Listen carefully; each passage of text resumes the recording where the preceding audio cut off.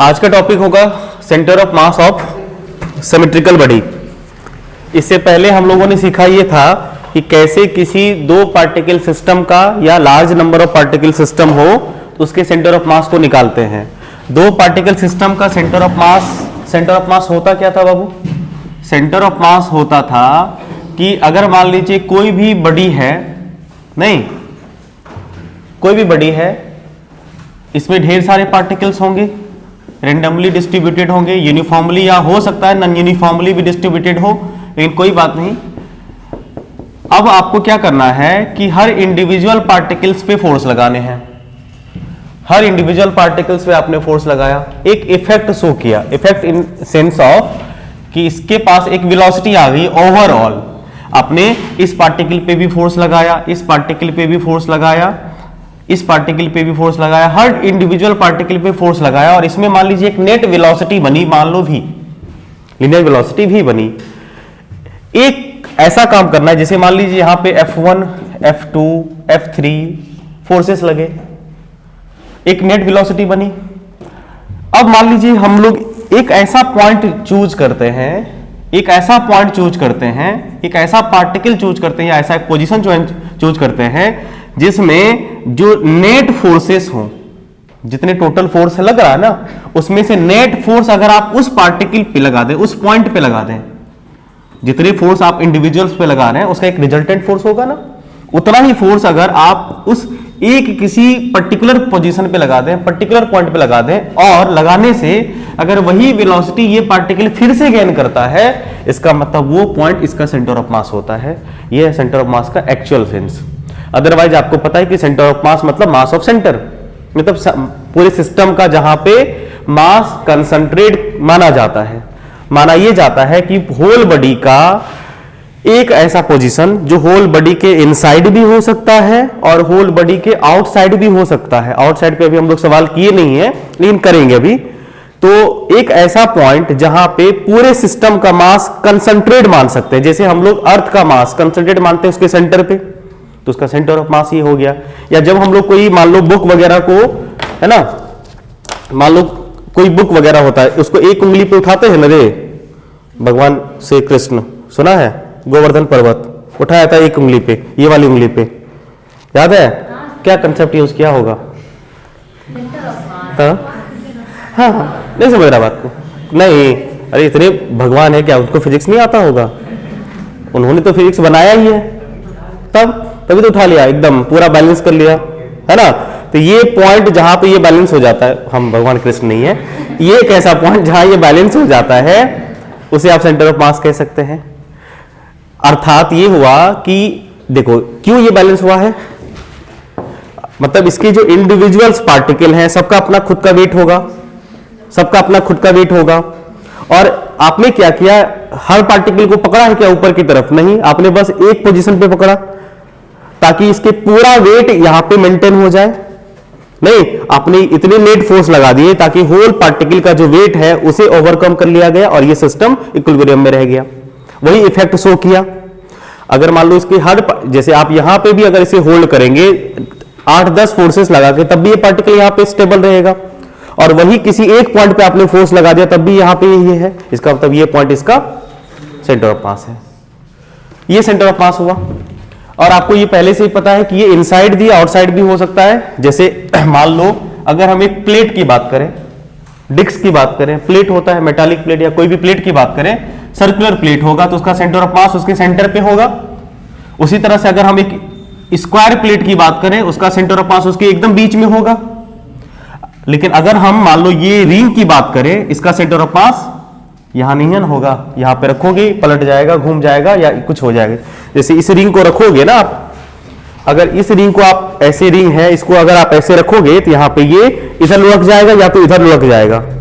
Reason क्या है कि आप जिस पॉइंट को सेंटर ऑफ मास समझ रहे हैं वो सेंटर ऑफ मास है ही नहीं। अगर होता तो बैलेंस हो जाता ना।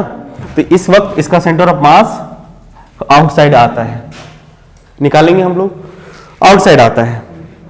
तो सेंटर ऑफ मास इनसाइड या आउटसाइड भी हो सकता है। दो पार्टिकल सिस्टम का सेंटर ऑफ मास अगर आपको निकालना हो तो आप दो तरीका यूज कर सकते हैं। ध्यान दो, ये हुआ M1 और ये M2, क्योंकि इसमें यूज करने में हम देख रहे हैं तुम लोगों को प्रॉब्लम हो रहा है क्या, M1 M2 है ना, ये मान लो R है, इनके बीच का सेपरेशन, या मान लीजिए यहां से देखो एक दो मास को हमने एक रड से, मासलेस रड से बांध दिया तराजू टाइप का, और किसी एक पॉइंट पे पकड़ेंगे तो दोनों बैलेंस हो जाएगा ना, दोनों इक्विलिब्रियम, ना ये नीचे या ना ये नीचे, एक पॉइंट पे दोनों बैलेंस हो जाएगा। तो कहां पकड़े कि बैलेंस हो जाए, तो वो पोजीशन सेंटर ऑफ मास कहलाएगा।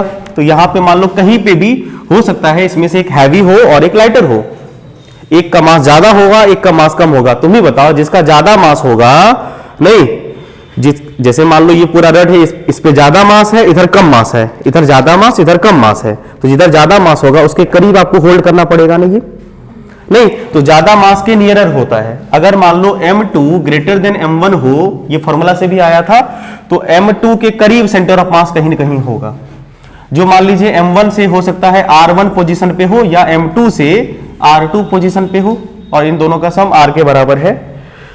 तो निकालने के दो तरीके थे, एक ये था कि जो मोमेंट ऑफ मास है उसे सेम कर दीजिए। मोमेंट ऑफ मास किसे कहते हैं, मास और डिस्टेंस का प्रोडक्ट।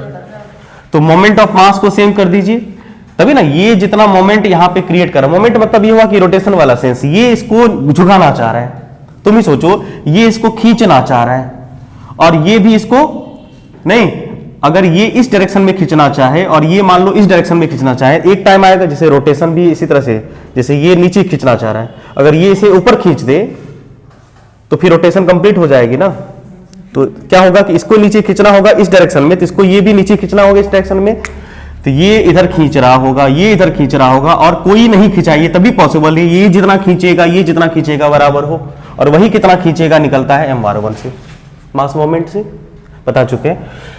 तो मास मोमेंट सेम होना होता है तभी सिस्टम इक्विलिब्रियम में होगी। तो मास M1 R1 इसका मास और इस पॉइंट से इसका डिस्टेंस, और M2 R2 इसका मास और इस पॉइंट से डिस्टेंस, ये हमेशा सेम होता है। और इसी के बेसिस पे आपका फॉर्मूला होता है M1 bye M2 R2 bye R1। देखो M1 बाय M2 और R2 बाय R1, तो मास और डिस्टेंस इनवर्सली रिलेशन शो कर रहा है। ये यही बात को शो करता है कि भाई जिसका मास ज्यादा होगा सेंटर ऑफ मास उसके करीब होगा, ये रिलेशन भी वही शो कर रहा होता है।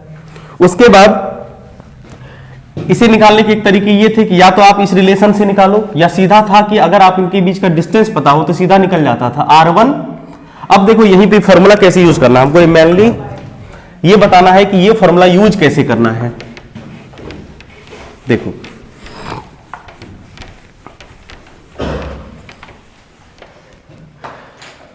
दो पार्टिकल सिस्टम के सेंटर ऑफ मास निकालने का सबसे बेस्ट फॉर्मूला ये है जो तुम लोगों ने सीखा है। कैसे अप्लाई करना है एक बार रिकैप कर रहे हैं। कारण ये है कि हमको लग रहा है कि तुम लोगों को ये अप्लाई करने में दिक्कत भी आ सकती है सोच में। जैसे ये देखो R1 और ये मान लीजिए सेंटर, इनके बीच का डिस्टेंस है R, ये सेंटर ऑफ मास हुआ। आपको पता है अगर फॉर्मूला याद हो तो R1 M2 bye M1 plus M2 into R। 2020 का नीट का सवाल यही था, कल किए थे ना, 67 सेंटीमीटर आया था ना, कल लास्ट सवाल था ना 67 वाला, उसमें बस यही चीज चेक करना था तुमको। इसका एप्लीकेशन आता नहीं आता है क्योंकि 5 kg से पूछा गया था, फ्रॉम 5 kg पूछा गया था ना, ये स्पेसिफाई था ना, बस आपसे यही चेक करना था उसको और कुछ नहीं कि आपको ये कंसेप्ट पता है कि नहीं पता है। अगर आप R1 का ये मतलब हुआ कि आप M1 से सेंटर ऑफ मास निकाल रहे हैं, यही बात समझ में।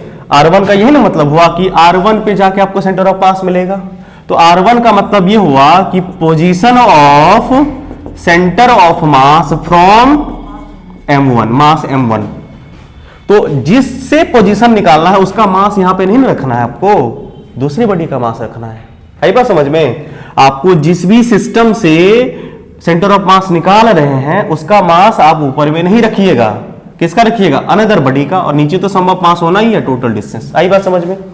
जैसे मान लीजिए ये 5 kg था और ये 10 kg था, ये नहीं था, ये 5 kg था और ये 10 kg था। एक मासलेस रड से ये टाइट था, एक मासलेस 1 मीटर के रड से ये बंधा हुआ था, ये नहीं सवाल था। और हमसे मान लो पूछा गया कि position of centre of mass नहीं फ्रॉम 5 kg, तो तो आप क्या करोगे, R centre of mass from 5 kg कर रहा है ना, तो फ्रॉम 5 kg तो यहां पे क्या रखिएगा 10 और यहां पे 15। हाँ ये क्योंकि ये ऑप्शन सेंटीमीटर में था इसीलिए आपने इसको बाद में 100 किया था और आंसर था 66 पॉइंट समथिंग।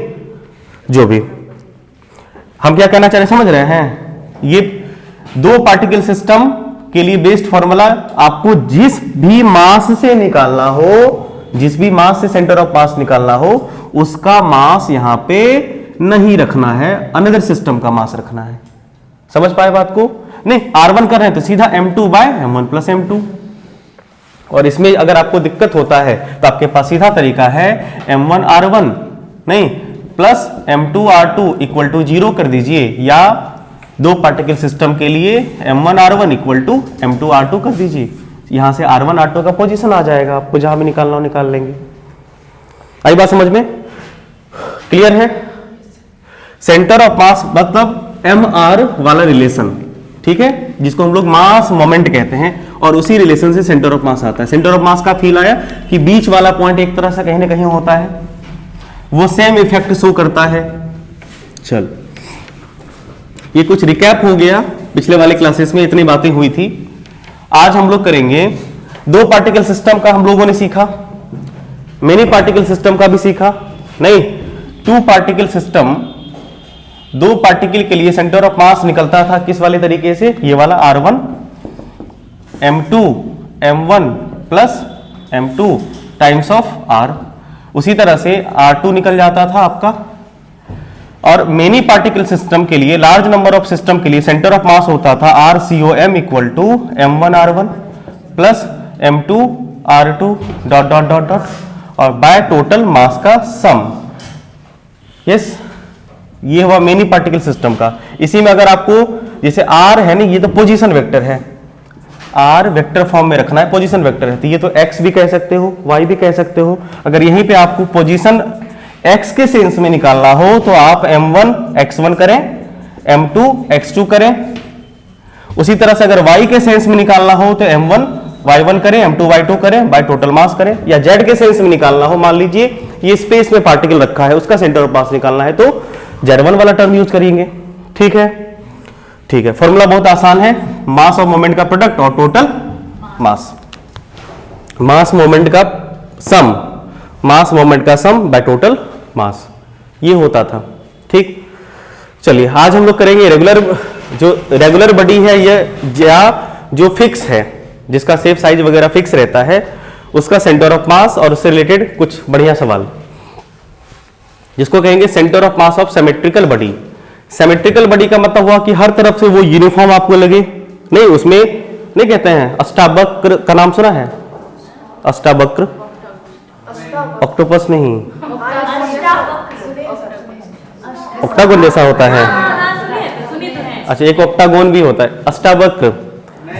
ये ऋषि था, वो अष्टावक्र नाम है उसका, ठीक है।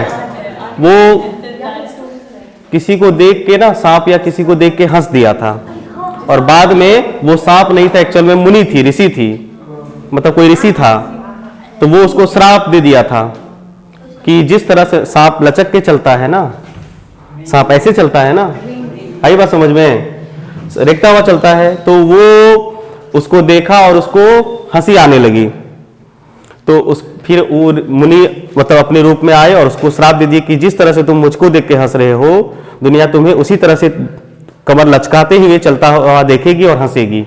और मतलब पूरा हाथ पैर उसका चेहरा उड़ा हो गया था, पूरा ऐसे ऐसे चलती थी, मतलब अजीब। उसी का नाम अष्टावक्र मुनि था, मुनि थे, बहुत बड़े मुनि थे। बाद में अफसोस हुआ बेचारे को, इसीलिए बाबू ब्राह्मण आदमी से मत लगना, श्राप लग जाएगा अगर हृदय से नहीं देगा तो। समझ रहा है? आई बात समझ में? अगर वो हृदय से दिया हुआ बात उसका लग जाएगा।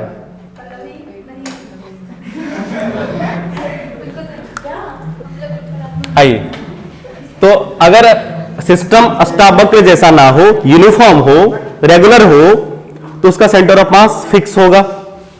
और जैसे देखो, एक मान लो हमने ये डिस्क लिया है, सर्कुलर डिस्क है, सर्कल नहीं है बाबू। डिस्क और सर्कल में अंतर पता है? देखो, गोल तीन चीजें तुम्हारी जिंदगी में आने वाली है, गोल गोल वाली, अभी समझ लो।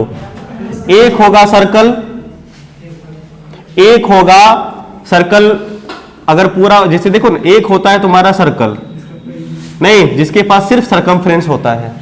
एक होता है तुम्हारा सर्कल जिसको रोटी भी कह सकते हो, मतलब डिस्क कहते हैं इसे, ये डिस्क कहलाता है। इसमें थिकनेस नहीं होती है, बस ये पूरा सरफेस भरा हुआ रहता है। डिस्क मतलब समझ रहे हैं, पूरा ये रोटी जैसा भरा हुआ, ठीक है। और एक होता है रिंग, आहा, हाँ रिंग। रिंग में क्या फर्क है? रिंग में ये होता है कि ये जो सरकमफ्रेंस ना, इसमें कुछ इस तरह का, हाँ खाली ये भी होता है, ये भरा हुआ होता है थोड़ा। इसी तरह से तुम्हारे पास सॉलिड स्फीयर, हॉलो स्फीयर और सेल आएगा। सेल ये वाला फीचर्स कंटेन करेगा। खैर सेंटर, इसका तो सेंटर ऑफ मास जरूरत नहीं है।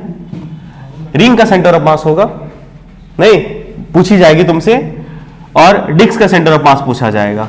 तो रिंग पे बाद में बात करेंगे, वैसे होना है इसके सेंटर पे ही, नहीं जहां पे वो इमेजिनरी, देखो सेंटर ऑफ मास एक्चुअल में इमेजिनरी पॉइंट होती है, एक्चुअल पॉइंट नहीं होता है, इमेजिनरी पॉइंट होती है। यहां पे एक्चुअल सेंस तुम्हें भले ही आ जाए, लेकिन यहां पे इमेजिनरी सेंस आ रहा है ना, ये रियल में आए बाबू।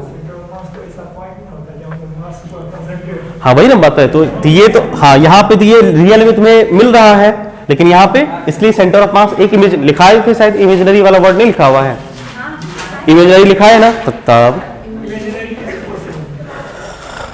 हाँ फॉर्मूला से। क्या इस फॉर्मूले पे तुम्हें बिलीव है? इस फॉर्मूले पे तुम्हें विश्वास है? पहले ये बोलो। हाँ है, तो ये फॉर्मूला जो कहेगा, जहां कहेगा वही सेंटर ऑफ मास होगा। होगा होगा, नहीं होगा नहीं होगा, तही हो। ये फॉर्मूला जहां भाई, ये फॉर्मूला तुमने डिराइव किया, तुमने बनाया, भरोसा कर रहे हो उस पे, तो ये जो बोलेगा मानोगे ना। हाँ तो वो पॉइंट वहां पे है। अब वहां पे तुम्हें मास मिले न मिले, गूगल मैप के जैसा धोखा देता है। गूगल मैप पे ट्रस्ट मत करना होगा बीवी, कहां पहुंचा देगा कोई गारंटी नहीं। तो गूगल मैप के पीछे जाओ जाओ जहां जाओ, यहां पे बड़ा सा बिल्डिंग पता चला गड्ढा है नीचे। हाँ, एक दो बार हम फंस गए हैं, ठीक। तो तुमको बिलीव नहीं होगा, हम अपने कॉलेज को ढूंढने गए और कॉलेज ढूंढने में हमें पूरा दिन लग गया, कॉलेज नहीं ढूंढ पाए हम। नहीं वो ऐसे गए थे एडमिशन के लिए, कॉलेज जब गए थे ना, गूगल में पूर्णिया की बात बता रहे तुम्हें। कॉलेज था कहाँ? VVIT वरंगा, वहां पे। और उसके बाद वो कहां पे, ये कला भवन रोड, गायत्री मंदिर के पीछे वाला मोहल्ला हमको पूरा घुमाया। 6 किलोमीटर का डिस्टेंस है वो, उसके रेडियस में भी नहीं आ रहा वो, और मोहल्ला घूम रहे हैं, दिख रहा है बगल में, वहीं पे हम खड़े हैं कॉलेज, और वहां पे कुछ सरकारी स्कूल एक ठो, आसपास में फील्ड है, मोहल्ला है। माथा खराब हो गया, तो भरोसा मत करना। तो वही बात है कि ये एक तरह से गूगल मैप है तुम्हारा, ये जहां बोलेगा पहुंच जाओ, सेंटर ऑफ मास वही, हो ना हो डजंट मैटर। इस सेंस में ये इमेजिनरी हो गया ना, और होता भी है, सेंटर ऑफ मास एक इमेजिनरी पॉइंट भी तो है। आइए यहां से यही हो गया। अगर आपके पास सर्कुलर डिस्क है, तो सेंटर ऑफ मास इसके जस्ट सेंटर पे होगा। अगर आपके पास स्क्वायर प्लेट है, अगर आपके पास स्क्वायर प्लेट है, अरे धर्म क्षेत्र कुरुक्षेत्र, दुर्योधन सुनो ने यार, अगर ये स्क्वायर प्लेट है तो इसका सेंटर ऑफ मास भी बीच में होगा। अगर इसका साइड ए होता तो आपको ए से ऊपर जाइएगा, a/2 पे सेंटर ऑफ मास मिल जाएगा। अगर मान लीजिए कि रड होती, यूनिफॉर्म लेंथ की रेक्टेंगुलर या रड होती, इसका सेंटर ऑफ मास एकदम बिल्कुल लेंथ इसका l/l होता, तो सेंटर ऑफ मास कहां पे मिलता बाबू? आपको l/2 पे मिलता ना। तो कुछ चीजें तो आपको याद ही रखनी है, आप फॉर्मूला से निकाल भी सकते हैं, कुछ का निकालें भी हम लोग। आइए इस पे जो सवाल बनता है छोटा सा वो देखते हैं। आपके पास एक रड है जो इस तरह से, मान लो ये टी शेप का रड है, इसको अगर ऐसे करोगे तो ये टी शेप का बन जाएगा, नहीं टी शेप बना देते हैं, क्या दिक्कत है? आपके पास टी शेप का एक रड है, ठीक है, इसका लेंथ L है और मास M है, इसका भी लेंथ L ही है और मास M है। हमसे पूछा गया कि इसका पोजीशन सेंटर ऑफ मास कहां होगा। कैसे निकालोगे? इसके लिए क्या कौन सा तरीका यूज करोगे? MR वाला तरीका, बुद्धि का प्रयोग करो ना, काहे हमेशा फॉर्मूला पे विश्वास करो। एक बात बोलो, अगर ये L होता, अगर रड होता, इसका L/2 पे सेंटर ऑफ मास होता ना, तो इसको हम लोग 2 पॉइंट मास में रिजॉल्व कर लेते हैं। एक सेंटर ऑफ मास आपको मिला यहां पे, जिसका, और याद रखना सेंटर ऑफ मास, कल वाला सवाल भी याद होगा आपको, 2m सेंटर ऑफ मास पे 4m, मतलब होल बॉडी की का पूरा मास सेंटर ऑफ मास पे लेट करना होता है। आई बात समझ में? ऐसा नहीं कि एक पॉइंट का मास लोगे। ये पोजीशन, ये पॉइंट क्या है? पोजीशन है, जहां पे पूरे सिस्टम का मास कंसंट्रेट होता है। यानी कि आप सेंटर ऑफ अर्थ पे पूरा अर्थ का मास मानेंगे ना। आई बात समझ में? तो यहां पे इसका मास कितना हो गया बाबू? m। पूरे रड का मास लेना है। गुड। अब ये हो गया तुम्हारा यहां से। उसके बाद इसका सेंटर ऑफ मास कहां होगा? ये वाला जो रड है, ये वाला रड का सेंटर ऑफ मास कहां पे होगा? एकदम बीच में। कितना? ये भी, इसका भी मास कितना? m हो गया। अब बताइए इनके बीच का डिस्टेंस कितना हो गया? L/2। ये लेंथ कितना होगा बाबू? L/2 होगा। L/2 पे अब सेंटर ऑफ मास एकदम, क्योंकि आपको याद होगा अगर m1 m2 बराबर हो तो सेंटर ऑफ मास बीच में होना है। इसका सेंटर ऑफ मास कहां पे होगा? एकदम L/4 पे। कोई दिक्कत? कहां पे? एकदम यहां पे होगा। और इमेजिन करो टी शेप के रड को आपको होल्ड करना है, कहां हाथ रखोगे जिससे बैलेंस हो जाए? एकदम यहां पे, जरा सा यहां पे रखोगे, ये बैलेंस हो जाएगा। मतलब वही हुआ ना, ये हुआ centre of mass. Centre of मास का लोकेशन कितना हो गया बाबू? L/4। समझ पाए? समझ पाए? बोलो क्लियर? ठीक है, झूठ मत बोलना। दिन में तुम लोग कितना बार झूठ बोल लेते हो? 150 कम से कम, खास करके जब तक क्लास में रहते हैं 150 बार तो बोल लेते हैं। बस समझ में आया? नहीं भी आया? Yes sir. झूठ होता है ना, मत बोलो ना। आदत काहे डाल रहे हो झूठ बोलने की? क्या अंकित समझ में आया? झूठ मत बोलना। आइए, अब एक रड है जिसका मास 2m है, लेंथ 2l है। इसी कंसेप्ट से आपको सेंटर ऑफ मास निकालना है। ठीक है, मास कितना है? 2m, लेंथ कितना है इस रड का? 2l। इस रड का मास m है और लेंथ l है। बताइए सेंटर ऑफ मास कहां होगा? तुमको फील आ रही होगी यहां पे? नहीं बाबू, यहां पे नहीं ना। सीधी सी बात है। आप ये बताइए, देखो ऑप्शन दिख रहा है, मतलब एक्स वाई चाहिए आपको, क्या करोगे? देखो एक बात बताइए, ये पूरे रड का सेंटर ऑफ मास कहां पे होगा? m पे होगा। ये ओरिजिन है ना बाबू, सुनो, ओरिजिन है ना, ये एक्स एक्सिस और ये वाई एक्सिस पे हम लोगों ने ड्रॉ कर लिया, ध्यान से देना। अब बताइए इसका पूरा सेंटर ऑफ मास जो मिलेगा आपको 2m, कहां पे मिलेगा? यहां पे आपको 2m मिलेगा, यहां से l पे, यहां से l पे। कोई दिक्कत नहीं, l पे मिला। उसके बाद आप इधर चले, इसका सेंटर ऑफ मास कहां पे होगा बाबू? ये मास कितना है? m, और L/2 पे। कोई दिक्कत नहीं ना? बस हो गया। अब आपको सेंटर ऑफ मास निकालना है। आप एक्सियम, x निकालिए, y निकालिए। अभी बोलो ना x कैसे निकालते हैं, y कैसे निकालते हैं? बोलो। गुड। तो आपको निकालना है x और y। समझ पाए बात को? बताइए इसका लोकेशन क्या है? अगर तुम ध्यान से देखो तो इस पॉइंट का लोकेशन क्या है? ये x में कितना गया है? L/2 पे। x में L/2 पे गया, y में कुछ नहीं। अब बताइए ये वाला पार्टिकल, इसको हम लोग x1 y1 मान लेते हैं। ये वाला पार्टिकल x में कितना गया है? 0। x में कोई कुछ तो गया नहीं है। और y में बाबू, y में कितना? l गया ना। y में l ही ऊपर गया है ना। x में तो इस लाइन पे x का वैल्यू 0 होता है ना। हो गया सीधा। अब सॉल्व कर लीजिए। अब क्या करिएगा? x सेंटर ऑफ मास होता है m1 x1 plus m2 x2 bye m1 plus m2। m1 आपने किसको माना है? इसको m1 माना है, इसको m2 माना है। नहीं, m1 कितना है? m। x1 का वैल्यू कितना है? L/2 प्लस m2 कितना है? 2m। x का वैल्यू लड्डू। टोटल मास कितना? 3m। चलेगा। तो बताइए ये हो गया तुम्हारा कितना? ये तो कट्टो कट्टो खत्म ना, ये खत्म।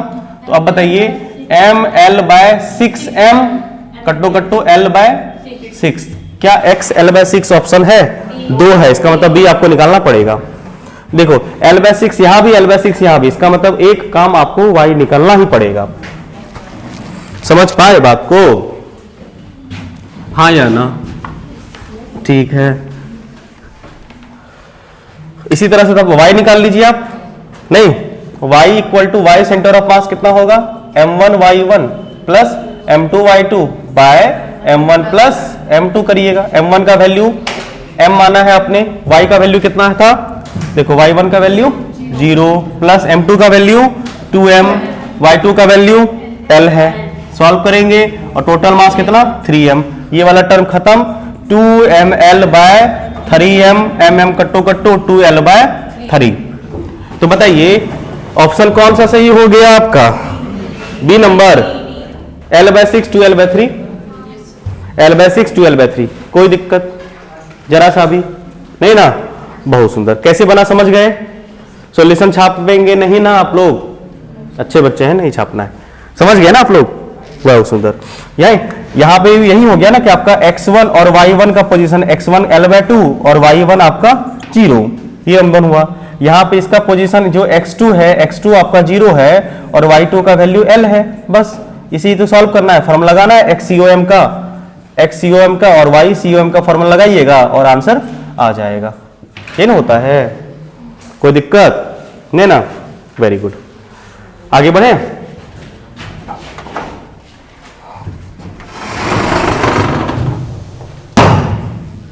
ठीक, अब देखो अगला कंसेप्ट है position of centre of mass laminar type 2D body. Laminar type 2D body का मतलब ये हुआ कि एल शेप की वाली बॉडी, जैसे एक रड हुआ एल शेप का, नहीं एक बड़ी सी प्लेट हो सकती है एल शेप की। एल शेप का मान लो कोई भी शेप हो सकता है, पूछा जाता है कंपटीशन में सवाल। एल शेप वाली बॉडी जिसको लेमिना कहा जाता है, ये मान लो है ना एल शेप की बॉडी है ना बाबू, ये एक बॉडी हो गई जिसका एक कुछ मास होगा। इसका सेंटर ऑफ मास कैसे निकालें? तो देखो इसके सेंटर ऑफ मास निकालने के तरीके ये हैं कि जो नॉर्मल चलता है, लेकिन 2-3 वेरिएशन आपको देखने को मिलेंगे। देखो ये वाला जो सिस्टम होगा, इसको हम लोग क्या करेंगे, एल शेप को हो सकता हो, ये जरूरी नहीं है कि लेमिनर बॉडी को आप यूनिफॉर्मली डिस्ट्रीब्यूट कर सके अलग अलग सेक्शन में। कर पाए तो बढ़िया, नहीं कर पाए तो कैसे करेंगे उस सवाल को भी देखेंगे। इससे टेक्निक निकल आएगा आपको। हम लोग क्या करते हैं, इसे हम लोगों ने यूनिफॉर्मली डिस्ट्रीब्यूट कर दिया, अलग अलग सेक्शन काट दिए इसके, और हर सेक्शन का अपना खुद का कुछ मास होगा। एरिया इतना है, एरिया इतना है, एरिया इतना है, इसलिए हमने एरिया अलग अलग है तो स्वाभाविक बात है कि मास अलग अलग ही होगा।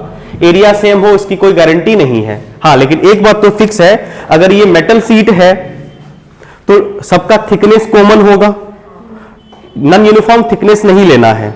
अभी फिलहाल ये सेम थिकनेस बोले थे ना, ईच का थिकनेस क्या है, सेम है। अभी सेम थिकनेस वाला ले रहे हैं हम लोग, नॉन यूनिफॉर्म थिकनेस में काम अभी नहीं करेंगे। यूनिफॉर्म थिकनेस है तो सबका थिकनेस तो सेम हो गया। नहीं, एरिया अलग अलग हो सकता है। जब आप इसको सेक्शन वाइज डिवाइड करेंगे तो हो सकता है कि एरिया अलग अलग हो, इक्वल सेक्शन ना बढ़ पाए, तो कोई दिक्कत नहीं, इसलिए एरिया अलग अलग होगा। अगर इक्वल सेक्शन बढ़ जाएगा तो मास भी हर पार्ट का सेम हो जाएगा। मास सेम नहीं होने का रीजन यहाँ पे क्या है कि इसको थोड़ा ज्यादा एरिया मिला होगा, इसको कम मिला होगा, इसको थोड़ा कम मिला होगा, इस वजह से एरिया अलग अलग हो गया होगा। और एरिया अलग अलग तो मास भी अलग अलग। ठीक, अब देखो ऐसे जो नेट फॉर्मूला होता है हमारे पास, मीनिंग इसमें 3 पार्टिकल सिस्टम हो गए ना, 1 particle system, 2 particle system, 3 particle system नहीं हुआ भाई। ये जो थर्ड एरिया वाला पार्ट है, इस वाले मास का कहीं ना कहीं सेंटर ऑफ मास होगा। बोलो, इस वाले मास का कहीं ना कहीं सेंटर ऑफ मास होगा, इस वाले पार्ट का कहीं ना कहीं सेंटर ऑफ मास होगा। तो सबका एक लोकेशन से, किसी एक पोजीशन से आर वगैरह होगा ना, तो सीधा M1 R1 M2 R2 3 particle system में ये कन्वर्ट हो गया आपका। ये जो लेमिना है उसको हमने 3 पार्टिकल, आप चाहे तो 4 पार्टिकल, 10 पार्टिकल, 18 पार्टिकल सिस्टम में भी बांट सकते हैं। आप चाहे तो 2 पार्टिकल सिस्टम में भी इसको बांट सकते हैं, जो अगला पार्ट होगा हमारा करेंगे इसको। तो M1 R1 M2 R2 M3 R3 और टोटल मास, पोजीशन आ गया सेंटर ऑफ मास का, हाँ या ना? ठीक, क्या हम मास को लिख सकते हैं वॉल्यूम इनटू डेंसिटी? तो मास को डेंसिटी इंटू वॉल्यूम, वॉल्यूम क्या होता है, एरिया इंटू थिकनेस। अगर मान लीजिए एक सीट है कुछ थिक वाला, तो इसका वॉल्यूम क्या कर सकते हैं, एरिया कितना है, एरिया इंटू लेंथ या एरिया इंटू थिकनेस, वॉल्यूम होगा, लिख दिए। तो पहला वाला मास को देखो डेंसिटी तो सबकी सेम रहेगी ना, सेम मटेरियल है, अगर मटेरियल सेम है तो डेंसिटी सेम होगी, एरिया अलग अलग है, थिकनेस भी सबका सेम है, तो volume density area thickness, density area thickness, density area thickness, सबका मास आ गया। हमने बस मास को रिप्लेस कर दिया है इस वाले टर्म से, ताकि कुछ कॉमन आके एलिमिनेट हो जाए। लिख दिया हमने मास को, रो A1T, रो A2T, रो A3T, कोई दिक्कत, मास को चेंज करा हमने, और नीचे भी वही मास को हमने एक्सप्रेस करा है, किसमें, रो A1T, रो A2T और रो A23 में लिख सकते हैं। जरा ध्यान से देखिए, रोटी रोटी रोटी, हाँ रोटी रोटी रोटी, खत्म हुआ, सारा खत्म, रोटी रोटी उड़ गया, कॉमन आया ना बाबू। रोटी उड़ जाने के बाद क्या बचा, area, A1 R1, A2 R2, A3 R3, A1 A2 A3, नीचे डिवाइडेड बाय टोटल मास। नहीं देखो यही वही फॉर्मूला कॉपी हुआ है, यहां पे मास था तो टोटल सम अप, यहां पे एरिया है तो टोटल सम अप। आई बात समझ में, ऐसे भी याद रख सकते हो, बोलो। तो सेंटर ऑफ मास का पोजीशन इस वाले सेंस में भी आप ऐसे लिख सकते हैं, ये हुआ नॉर्मल, इसको तुम एक्स में भी लिख सकते हो, वाई में लिख सकते हो, अगर 3D होगा तो जेड में भी लिख सकते हो। अभी तो एक सीट लिए हम लोग बस, इसलिए 3 डायमेंशन में, ये 2D लेमिना है, एक सीट है बस, ये थोड़ा सा थिकनेस वाला। अगर 3 डायमेंशनल होगा तो एक जेड आएगा, और क्या, A1 X1, A2 X2, n अगर सिस्टम पार्टिकल बनेंगे तो n तक चलेगा, इसी तरह से एरिया चलेगा। बोलो क्या ये दोनों फॉर्मूला क्लियर है, 2D, यूनिफॉर्म बहुत कम थिकनेस, हाँ इसको 2D सीट लेके हम एज्यूम कर रहे हैं, जैसे एक प्लेट होगा, डिस्क होगा, नहीं नेग्लिजिबल थिकनेस, यूनिफॉर्म हर जगह कुछ ना कुछ तो थिकनेस होगा ना, एकदम सीट मान रहे, ये थिकनेस नहीं एक तरह से सीट मान लीजिए ना आप इसको।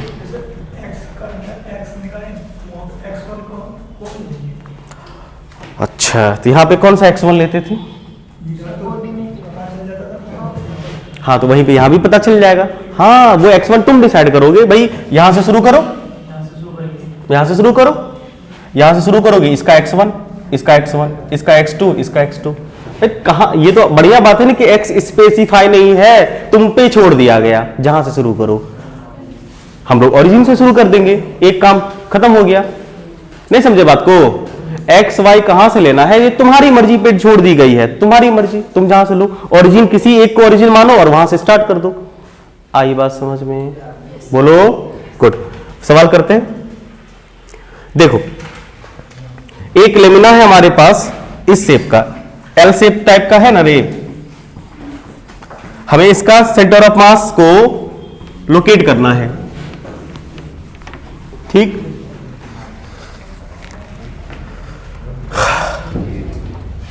इसके सेंटर ऑफ मास को लोकेट करना है, दिख रहा है आपको, इसको आप कितने पार्टिकल सेक्शन में करेंगे, 2 पार्टिकल में कर दे क्या, 2 पार्टिकल में करेंगे कि 1 में करेंगे, आपकी इच्छा, बोलिए, 2 में कर दीजिए, बढ़िया है। एक हो गया इसका, इसका एरिया देखो, आप बताओ ये टोटल कितना है, ये टोटल 2 मीटर होगा ना, अगर ये 1 मीटर है तो ये भी 1 मीटर होगा, इसका एरिया आएगा बाबू 1 मीटर स्क्वायर, और इसका एरिया आएगा ये टोटल 2 और ये 1, तो इसका एरिया कितना आ जाएगा 2 मीटर स्क्वायर, 2 मीटर स्क्वायर आएगा।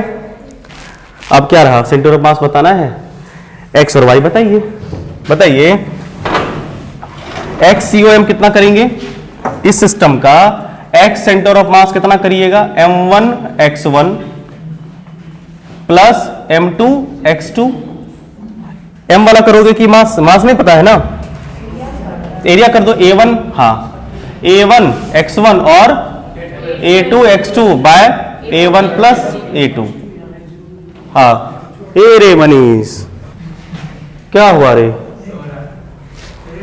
हाँ देखो ये 2 पार्टिकल सिस्टम में कन्वर्ट हुआ ना बाबू, एक हो गया तुम्हारा, इसका सेंटर ऑफ मास कहां पे होगा, यूनिफॉर्म है, कहां पे होगा, बीच में होगा, गुड, और इसका सेंटर ऑफ मास कहां पे होगा, यहां पे कहीं होगा ना, इसका सेंटर ऑफ मास कहीं पे होगा ना।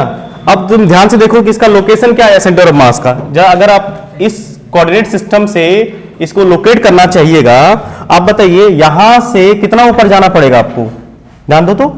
इस यहां से ये पूरा 2 है ना, यहां पे 1 और 1.5, तो आप y में 1.5 चले जाइए और यहां पे आपको सेंटर ऑफ मास इसका मिल जाएगा, जो कि यहां से कितना डिस्टेंस है बोलो तो। ये टोटल 1 है, यहां से कितना होगा 0.5, तो 0.5 पे आपको ये वाला पॉइंट M1 मिल गया, कोई दिक्कत नहीं, गुड। उसके बाद ये क्या हो गया इसका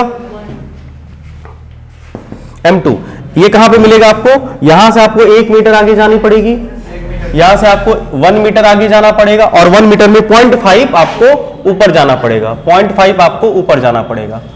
आई बात समझ में। ये हुआ M2 और ये हुआ M1। मनीष का दुख दूर हुआ कि X1 X2 कहां से लें, ओरिजिन से लीजिए, कोई दिक्कत। आप इनमें से किसी एक को भी ओरिजिन आप मान सकते थे, कोई बात नहीं।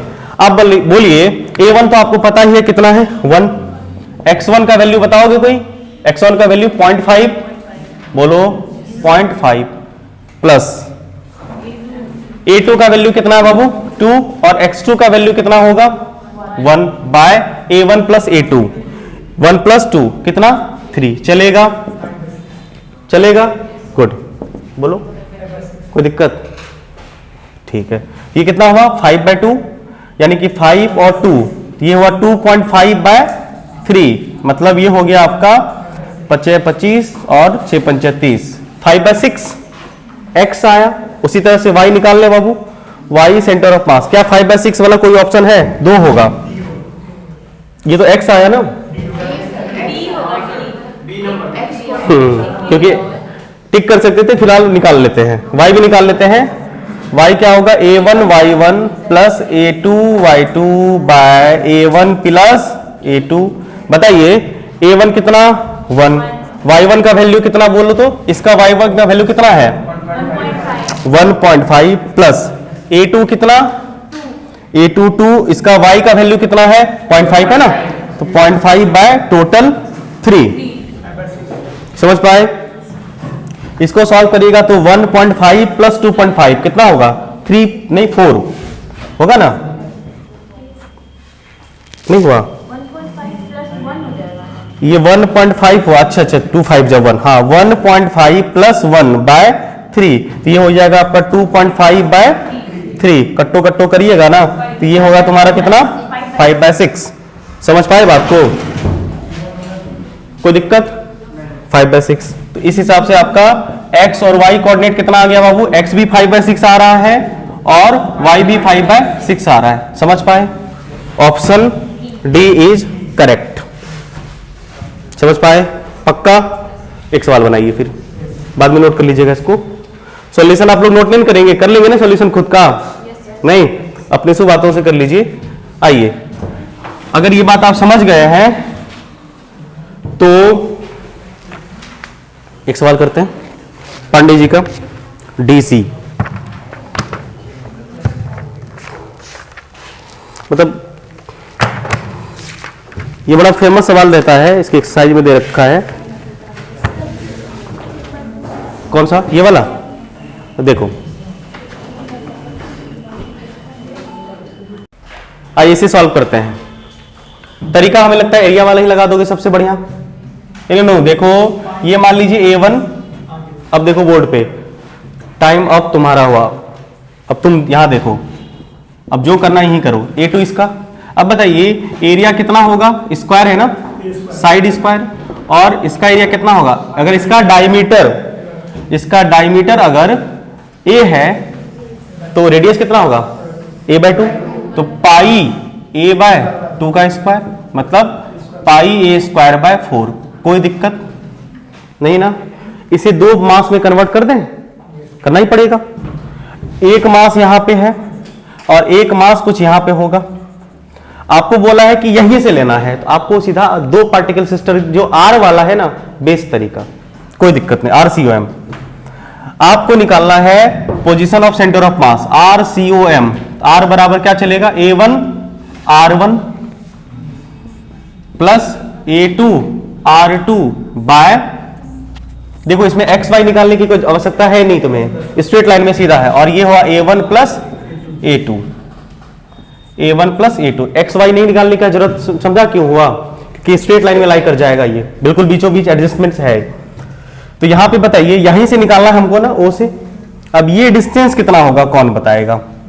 सीधी सी बात है, यहां से यहां तक कितना है A, और यहां से यहां तक कितना, इसका सेंटर ऑफ मास विच में होगा ना, इसका A/2 और ये A, यस 3A/2, होगा ना स्क्वायर वाला। ओहो सॉरी A/2, हाँ ये पूरा A है ना, ये A/2 ये A/2, कुल मिला के A आ गया।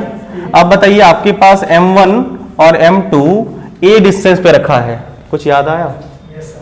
फ्रॉम इतना से डायरेक्ट निकाल लें, फ्रॉम वाला भी कर सकते हैं, लेकिन वो मास वाला नहीं, तब एरिया हो जाएगा, एरिया वाला ही कर देते हैं। अब देखो सीधा सा आंसर आया,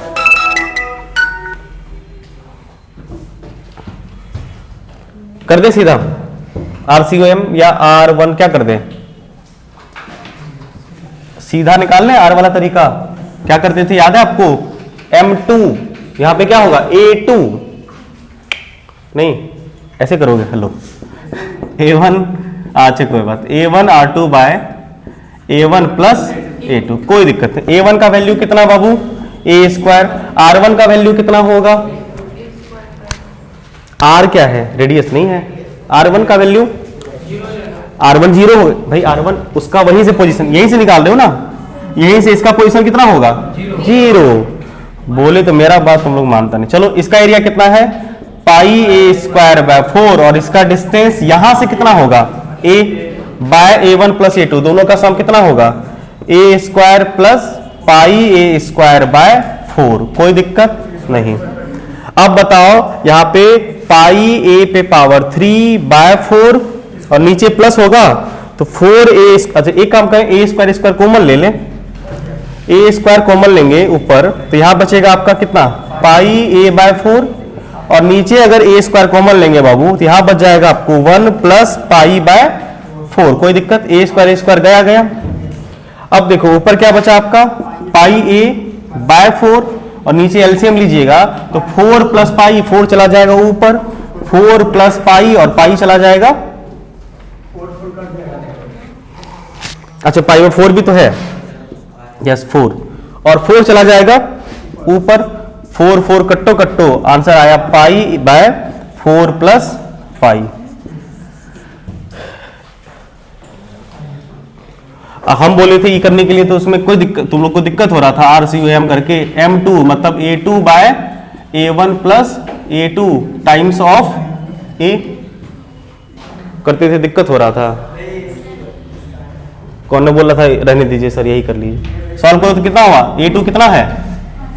A2 πA²/4 bye, same result वही आया ना, देखो तो π²/4, और यहां पे हो जाएगा तुम्हारा कितना? A1 A2 कितना है? वही आएगा ही नहीं, A² प्लस πA²/4 वही आएगा, आए इंटू A भी है ना, छोड़ो ये नहीं समझे बात को। हाँ ये ऑल्सो यूज्ड कर सकते हैं, या तो आपके पास ये तरीका है ही जेन्युइन, या तो सीधा वाला 2 पार्टिकल सिस्टम का सबसे बेस्ट वे। ऐसे करोगे थोड़ा सा कैलकुलेशन बचाना, 2 सेकंड टाइम तो बचाना नहीं बचेगा, कॉमन लेने वाला काम खत्म हो गया, लिखने वाला काम खत्म हो गया, कुछ तो बचाना टाइम, बचाएगा टाइम तुम्हारा। अगर मन करे तो छाप लीजिए सॉल्यूशन, आसान था, समझ में आया? बोलो, थोड़ा सा हमको और पढ़ाने का मन है, 5 मिनट इस टॉपिक को खत्म ही कर दें। इस टॉपिक में आप कुछ रहा नहीं, इसी को दूसरे तरीके से कैसे सोचें ये बता रहे हैं। छाप ली इसे, सोचो। एक बार बताओ,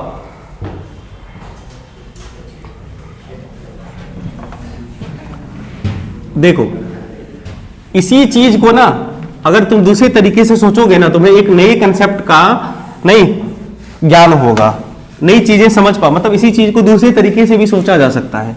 वो तरीका क्या है? देखो सिट,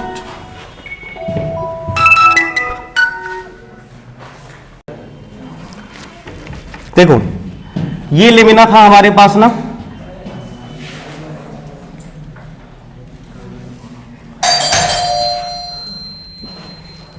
आगे कल करेंगे।